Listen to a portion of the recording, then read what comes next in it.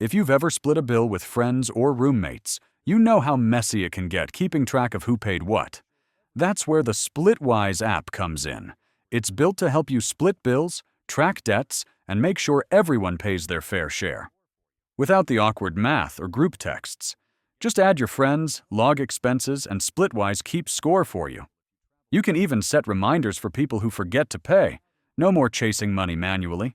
It's super useful if you travel often, live with roommates, or just hang out in groups where costs are shared. But here's the deal. Splitwise doesn't actually send money. It tracks who owes what, but you still have to handle payments through Venmo, Cash App, or whatever you use. So, is it worth using? If you want a simple, stress-free way to manage shared costs, yes, definitely. But if you only split bills once in a while, you might not need it.